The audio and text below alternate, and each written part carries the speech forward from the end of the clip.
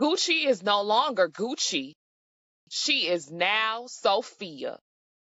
And will her and Selena get along? Let's talk about it. This is the Fly On Ebony Ivory, and I have my Bell Collective recap for you.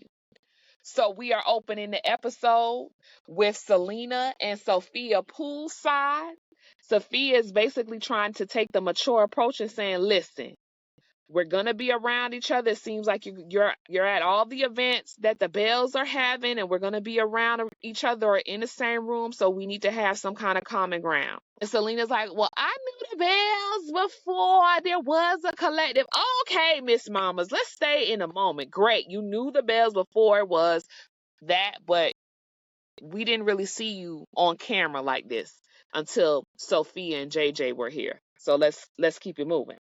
So Sophia starts off the conversation saying that day we were both full of emotion at that event.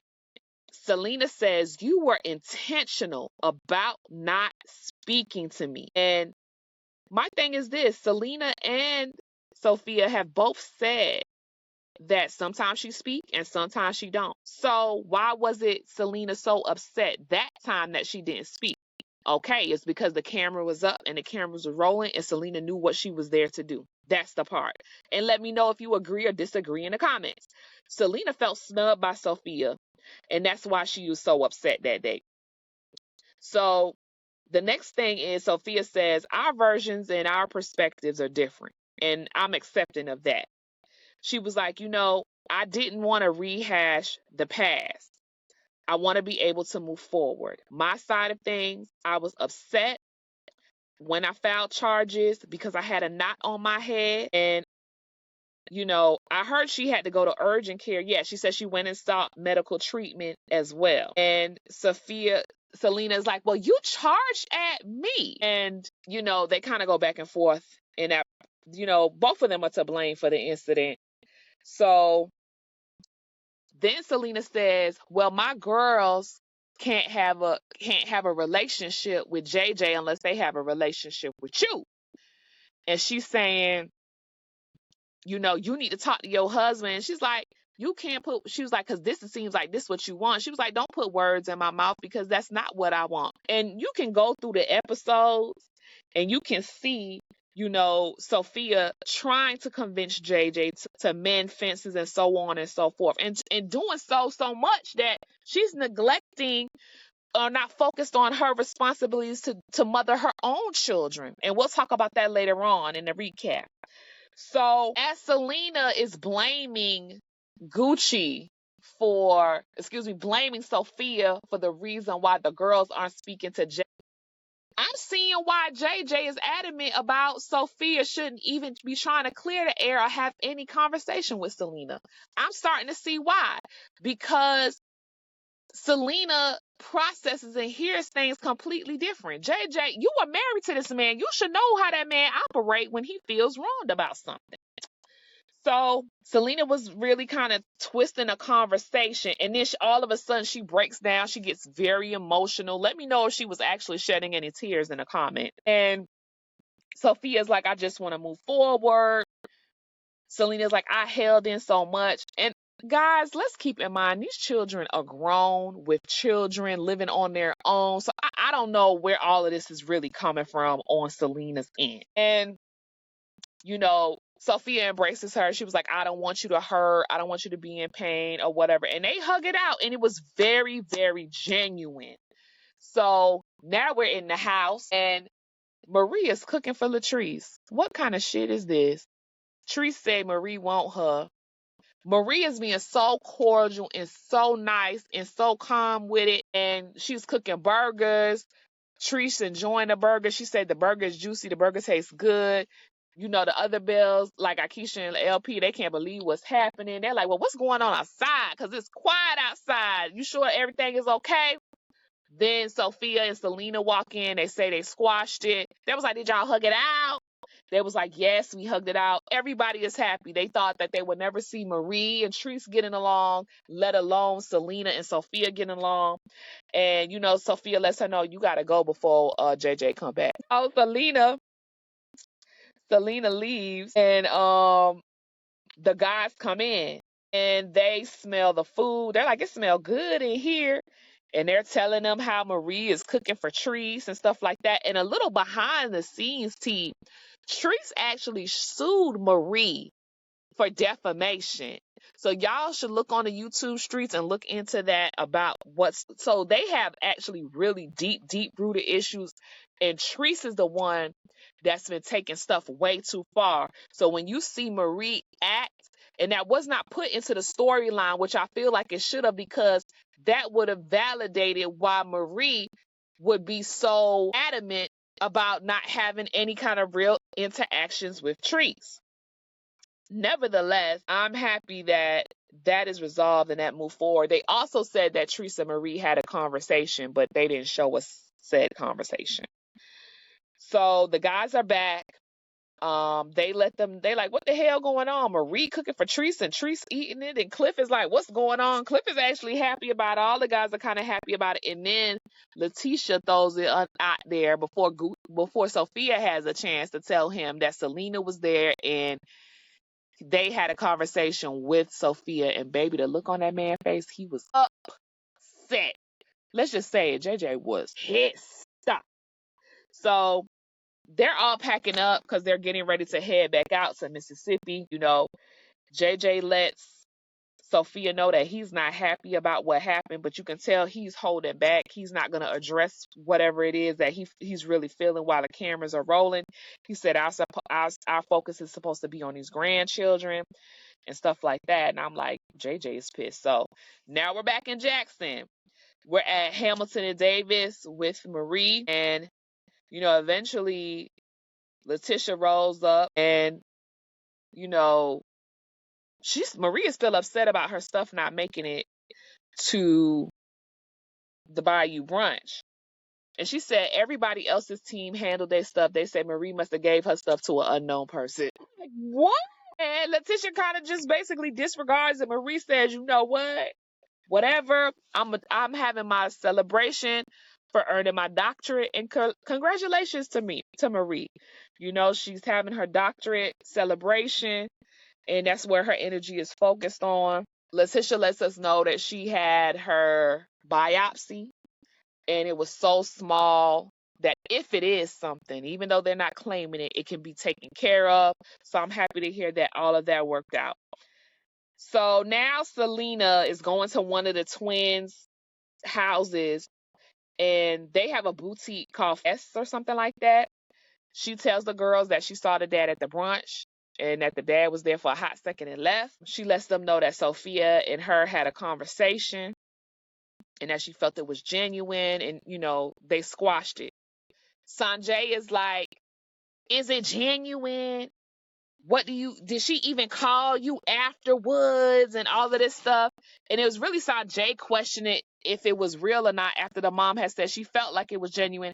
Now, all of that work done went out the window because now she's like, well, after talking to my girls, I don't know how real it was. And I'm like, this is the shit I be talking about. You take one step forward and now you about to take 2 steps back. And I think this is exactly why JJ was telling Sophia that she shouldn't have had no conversation with her. And at this point, I have to agree. Because if I go through all of that, have a no contact order and all of that, and still willing to talk to you and try to move things forward and try to start on a good foot with you, and for you just to get around your daughters who were not there to see the events and tell you that it wasn't genuine and you jump to believe them, like, come on now.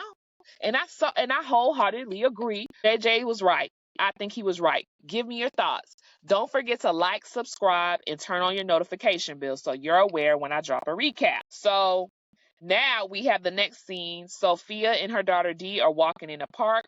Sophia is letting her know that she wants to have a health care fair. She wants to address, health, wellness from a holistic point of view and with mental health. And Dee is, Sophia tells her that her and Selena, they were in the same area at the brunch on the bayou and they actually had a conversation.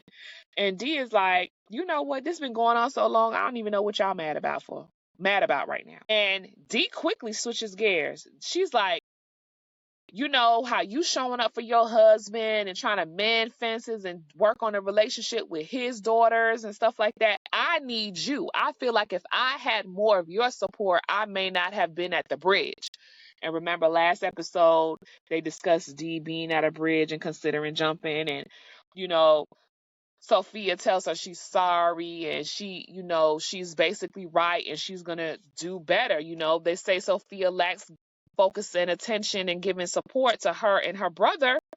And she's so focused on Jay and his girls that they've been left to the wayside, so to speak. And I'm glad Sophia is not one of those parents that just dismiss their children's feelings. She definitely acknowledged her daughter and said that she was going to do better. And I actually believe it. So, they talk about the hair. They continue to walk again, apologizes, hugs. And so, next scene, we're at the new location for Goddess Land. It looks really good. If Cliff does that, that's what he does.